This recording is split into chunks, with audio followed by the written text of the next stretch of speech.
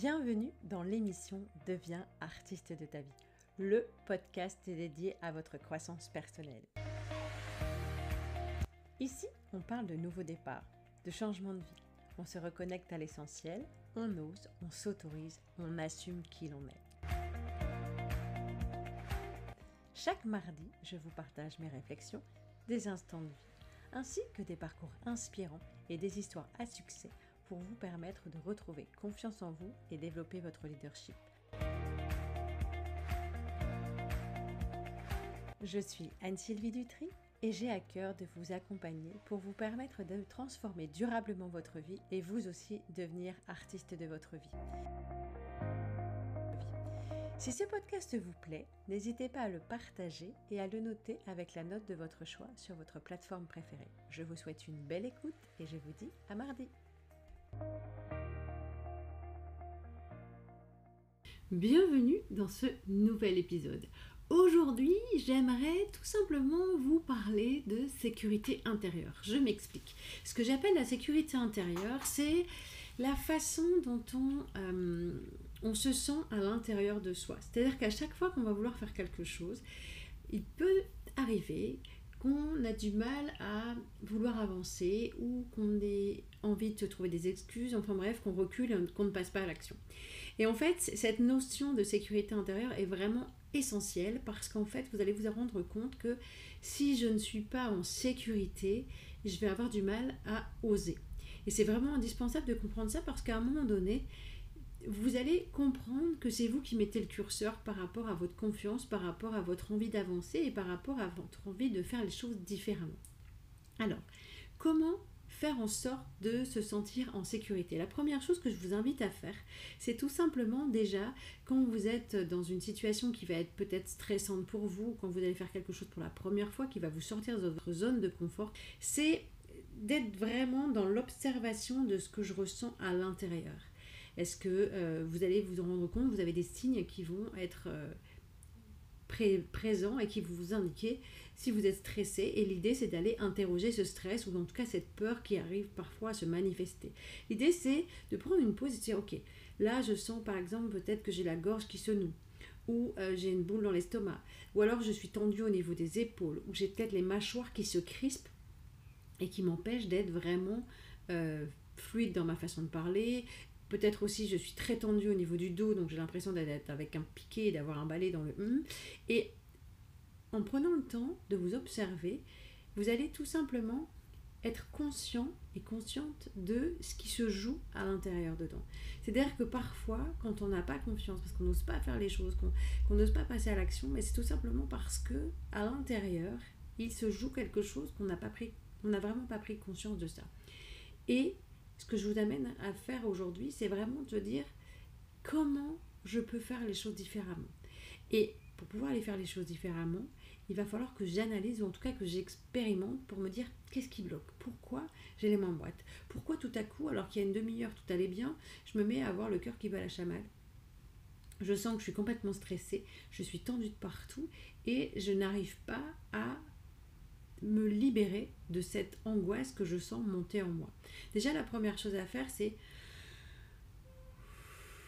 de prendre une grande et longue inspiration en conscience. C'est-à-dire que parfois, ce qui se passe, c'est quand on commence à sentir une angoisse, quand on commence à avoir quelque chose qui nous met en stress, comme une alarme, ce qui va se passer, le corps il est très bien fait, la machine elle est très bien faite, ça va nous envoyer des signaux. Le souci, c'est que de nos jours, avec tout ce qui nous entoure, et on est dans un environnement hyper actif, nous ne prenons plus le temps d'être en observation de nos ressentis. L'idée, là, c'est vraiment de se dire, ok, qu'est-ce qui fait que je suis stressée là, tout de suite, maintenant, à l'instant T? Pourquoi j'ai le cœur qui bat la chamade? Pourquoi je me sens tendue? Pourquoi? Le fait de faire cet exercice, alors vous ne pouvez peut-être pas faire sur l'instant, vous allez peut-être faire quelque chose, je ne sais pas moi, prendre la parole en public ou devoir aller contacter quelqu'un et vous êtes en mode complètement stressé, paniqué, c'est ok. L'idée c'est pas de tout décortiquer à l'instant T, mais par contre ce que je vous invite à faire c'est de se dire ok, qu'est-ce qui s'est joué à l'instant T? Pourquoi j'étais stressée d'appeler cette personne? Qu'est-ce qui s'est passé? Est-ce que c'est parce que c'est un directeur? Est-ce que c'est parce que c'est quelqu'un que je mets sur un piédestal? Est-ce que c'est quelqu'un que pour moi est plus quelque chose et donc je me sens moins quelque chose. Je vous rappelle que ce qui est très important, c'est d'être sur le même pied d'égalité, parce qu'à chaque fois que vous allez mettre quelqu'un sur un piédestal, forcément vous allez vous sentir moins ceci, pas assez cela, et vous allez être en mode comparaison, et forcément que si c'est quelque chose que vous avez entendu très souvent dans votre parcours scolaire, personnel ou à la maison, mais ça va revenir raviver des blessures émotionnelles. L'idée c'est de comprendre qu'est-ce qui se joue. Est-ce que je stresse parce que cette personne m'impressionne là tout de suite maintenant, ou au contraire il est en train de se jouer quelque chose qui n'a rien à voir avec la situation que je suis en train de vivre. Ça, c'est la première chose. Deuxième chose, une fois que j'ai identifié ce qui pouvait me perturber, c'est d'envisager la situation sous un autre angle.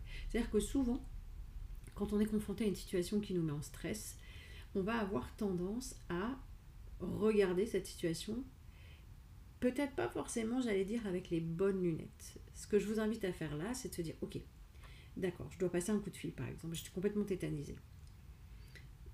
Imaginez qu'est-ce qui peut se passer. Sincèrement, je passe ce coup de fil, je risque quoi? Parce qu'en fait, votre angoisse, votre peur qui se manifeste à l'intérieur de vous par des battements de cœur qui sont irréguliers, par des mains moites, par une fait d'être tout rouge, par rapport à envie de juste de reculer ou de se sauver en courant, c'est pas rationnel. C'est-à-dire que votre cerveau, lui, il analyse une situation comme si elle était réelle. Mais concrètement, est-ce que je vais mourir parce que je vais passer ce coup de téléphone? Concrètement, est-ce que je risque d'être jugée parce que je vais passer ce coup de téléphone? Et à partir du moment où vous avez commencé à faire l'exercice, vous apercevoir qu'à chaque fois qu'il y a une situation qui vous met en situation de stress, vous arrivez à identifier, peut-être après coup, ce qui s'est passé.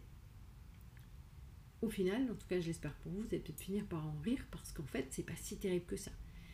L'idée c'est quoi? Je dois passer un coup de fil par exemple. Prenons l'exemple de ce coup de fil.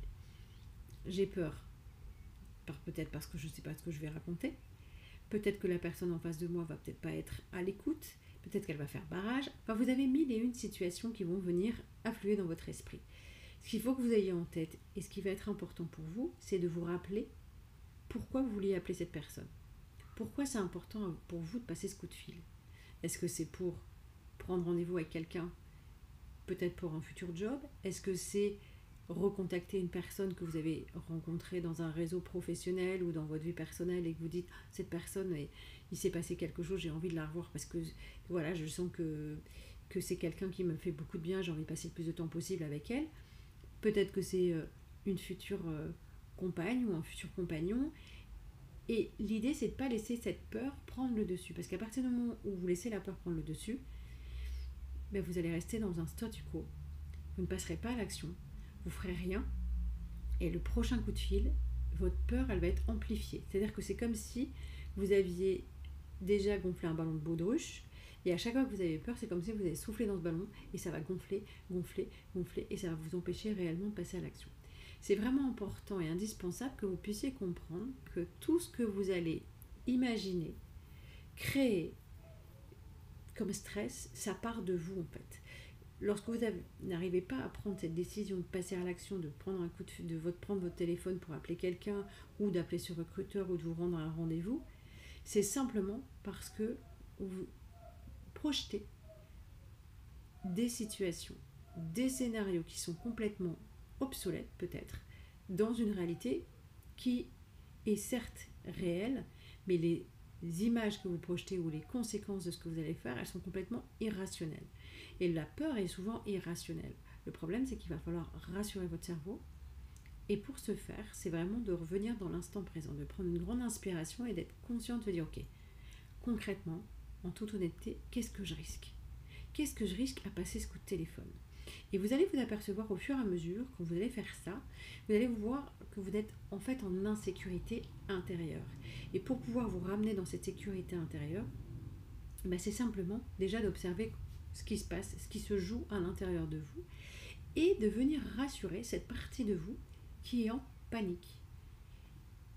Et à ce moment-là, une fois que vous avez identifié ça, ce qui va être essentiel, c'est de se dire, et de revenir dans le côté rationnel, et de se dire, ok, ce n'est qu'un coup de téléphone. Je ne vais pas risquer ma vie à passer ce coup de téléphone. Et au contraire, c'est peut-être la chance de ma vie. l'idée aussi, c'est par rapport à cette sécurité intérieure, c'est est-ce que je vois les choses de manière négative ou positive. Et souvent, et on en parle beaucoup dans le développement personnel, c'est qu'on dit qu'il voilà, il faut travailler sur son état d'esprit parce que c'est important de voir les choses de manière positive. C'est vrai. Mais en même temps, vous pouvez mettre tout ce que vous voulez comme positivité dans votre vie, dans votre quotidien, etc. Si vous n'êtes pas conscient que vous fonctionnez à partir d'une situation de manière euh, obsolète, c'est-à-dire que je veux passer un coup de fil, j'ai pris conscience qu'il fallait que je fasse des choses différemment, mais je reste toujours ancré à ma peur, il y a un déséquilibre qui se crée. Et dans votre cerveau, ce qui va se passer, c'est que votre cerveau ne vous fera jamais aller vers quelque chose qui pour vous paraît dangereux. Je m'explique, si pour vous c'est un danger de passer un coup de fil, votre cerveau lui va faire machine arrière, il va traîner 4 fers pour justement pas passer de coup de fil. Donc l'idée là, c'est vraiment d'aller travailler sur votre sécurité intérieure et de se dire de quoi j'ai besoin pour pouvoir être plus à l'aise. Peut-être que c'est de passer plusieurs coups de fil avant pour pouvoir être à l'aise dans mon discours. Peut-être aussi c'est de noter un script qui va vous permettre justement de ne pas perdre le fil. Et parce que ça arrive souvent quand on n'est pas du tout à l'aise, et pour des personnes qui ne sont pas très à l'aise avec l'oralité ou la communication, c'est de se dire, ok, le problème c'est que si j'ai ma feuille et que jamais je bafouille, qu'est-ce qui va se passer? C'est rien de bafouiller. Ça peut arriver. D'accord?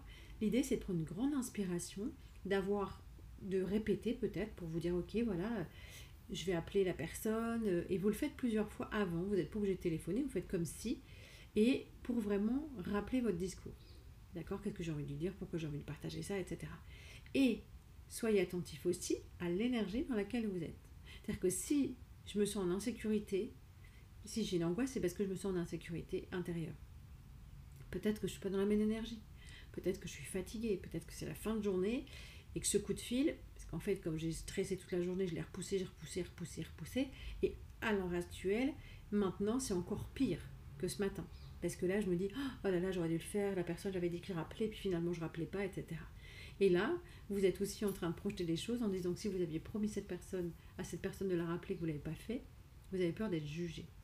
Donc c'est aussi dans votre manière de fonctionner qui va être important, c'est d'observer ce qui se passe. Est-ce que c'est par rapport à l'autre? Est-ce que c'est par rapport au jugement? Est-ce que c'est par rapport à la peur d'être malmené? Est-ce que c'est par rapport à la peur de ne pas être entendu? Et en prenant conscience de comment je me sens à l'intérieur dedans, vous allez vous apercevoir que souvent, notre sécurité intérieure, elle dépend tout simplement de notre flux de pensée. Et on a des flux de pensée, un flot qui passe son temps, à longueur de journée, à nous créer des scénarios catastrophes. Donc là, l'idée, c'est vraiment de rassurer notre subconscient et notre cerveau, de dire là, tout de suite, maintenant, c'est juste un coup de fil à passer. Et pour ce faire, je vais tout faire pour être dans une sécurité intérieure. Et pour ça, j'ai pas la science infuse, on a tous des besoins différents justement par rapport à ça. Certaines personnes vont avoir besoin de répéter leur coup de fil. Certaines personnes vont avoir besoin de connaître la personne en face d'elle. Les autres, si c'est quelqu'un d'inconnu, forcément ça va générer un stress supplémentaire. L'idée par rapport à cette sécurité intérieure, ça ne dépend que de vous.